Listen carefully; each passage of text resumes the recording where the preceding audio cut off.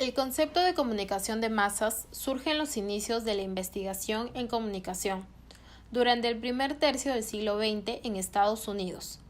Se comprende el término masa como un conjunto homogéneo y amorfo de individuos sometidos y manipulados frente a los mensajes de los medios masivos de comunicación. Según la Escuela de Frankfurt, se ha utilizado el término masa para distinguir a la alta cultura de la cultura popular o de masas. Según David Caverlo, no se puede hablar de principio y fin de comunicación, ni que ésta se produzca de una sola manera. La comunicación de masas se puede definir como un proceso y una forma más de comunicación, afirma David Caverlo. Por otro lado, para la mayoría de sociólogos, masa es un término poco preciso, de escaso valor y ambivalente. Al hablar de masa o masas, se proyecta la idea de una vasta audiencia que comprende unos cuantos millares o incluso millones de personas, ya que sería muy difícil especificar una medida cuantitativa precisa a partir del cual un hecho fuera masivo o por debajo del cual dejara de serlo. La comunicación de masas suele implicar el contacto simultáneo entre el emisor, quien actúa dentro de una compleja organización, puesto que pretende lucrar en influir, y el receptor, que abarca un gran número de personas, por lo que la influencia logra ser inmediata y extensa. La comunicación de masas se caracteriza por ser pública, rápida y transitoria, y está dirigida hacia una audiencia grande y heterogénea de personas indiferenciadas y anónimas. También utiliza medios de comunicación que dan forma a un conjunto de instituciones sociales dedicados a la producción y a la difusión de mensajes de acuerdo con determinadas pautas de comportamiento y según unas determinadas normas internas y externas. Por lo cual, la comunicación es unilateral, es decir, no es posible la reacción inmediata de los receptores ante lo expuesto por el emisor. En síntesis, se entiende que la comunicación de masas es pública, simultánea, utiliza medios de comunicación, es estructurada y organizada. Y de acuerdo con estos conceptos, se puede abordar la teoría hipodérmica, conocida también como la teoría de aguja hipodérmica, teoría de la bala mágica y teoría de la propaganda, la cual afirma que los medios de comunicación inyectan información en una masa fragmentada. Esta teoría se aplica en un medio masivo y explica el gran poder de persuasión de los medios de comunicación sobre las masas, puesto que parte desde una audiencia pasiva, lo que es igual a una audiencia desinformada, atomizada, en la cual se introduce cierta información con el fin de que se genere un impacto directo sobre ellos y que su respuesta sea actuar según los intereses del emisor. Un ejemplo donde se evidenció esta teoría fue en la Alemania nazi, ya que para poder manipular, cautivar y persuadir a las masas se basaron en la propaganda. En dicho caso, ningún miembro del público de masas podía contrastar la información recibida.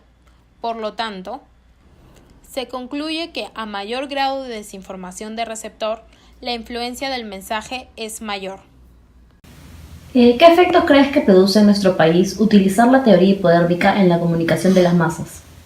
Bueno, las consecuencias siempre van a ser nefastas porque todo lo que tenga que ver con manipulación o alterar el orden natural de lo que es información va siempre con intereses subalternos. En este caso ya puede ser el grupo de poder, si hablamos de política, incluso la publicidad también está manejada por ellos. Entonces, si hablamos de efectos, todos van a ser negativos, porque lamentablemente vivimos en una sociedad en la que no tenemos mucho hábito de lectura, entonces todo lo que consumimos lo damos por cierto, no contrastamos. Entonces en ese caso ya hay un déficit de nosotros como sociedad también.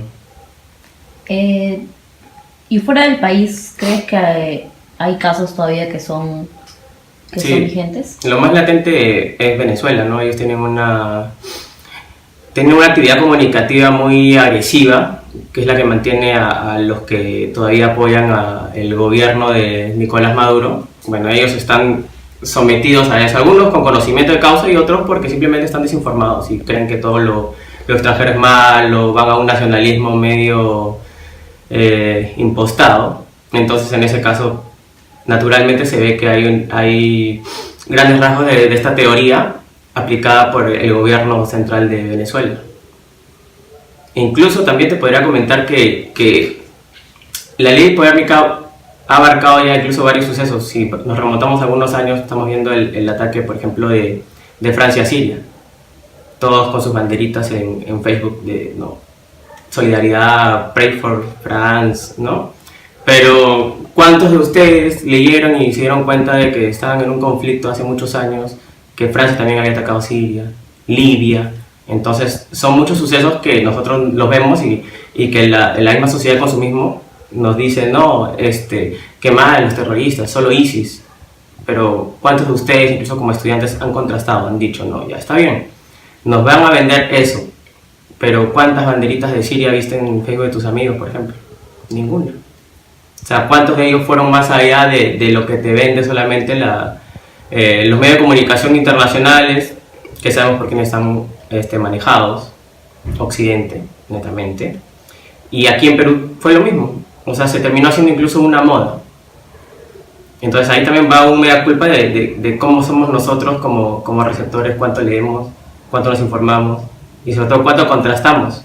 Porque todo lo que consumimos ya lo damos por cierto y ahí está la carencia de nosotros como, bueno, al menos en el sector de ustedes que son estudiantes lo deben tener un poco mejor, ¿no? Ustedes leen más que el promedio de peruanos, por ejemplo, que simplemente van a consumir y van a aceptar todo lo que se les ponga en noticias o en cables o incluso en redes sociales, que es lo más famoso ahora, ¿no? ¿Y tú crees que a la juventud le afecta más que a los demás, o sea, personas mayores?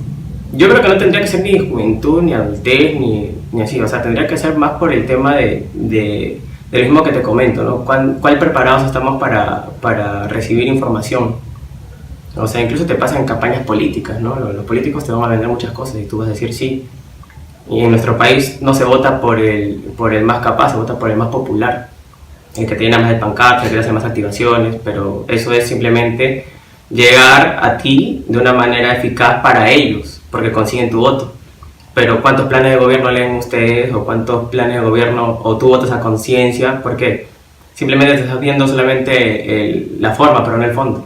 Entonces ahí va lo mismo, incluso pasa lo mismo, y yo creo que lo de la ley hipodérmica va a seguir vigente. Por ejemplo, en nuestro país tenemos una ley de radio y televisión, ya, pero ahí solamente hablan de no vulnerar los derechos fundamentales de las personas, pero otra vez forma y no fondo. Entonces por eso en publicidad nos venden muchas cosas, vivimos en un mundo capitalista y entonces ahí va a seguir yendo de acuerdo a cómo ellos nos quieran direccionar.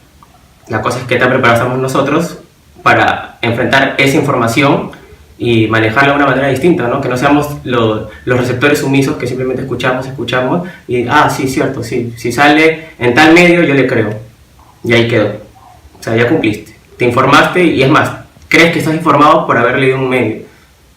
Tienes que ver el medio a qué intereses responde, por ejemplo, ¿no?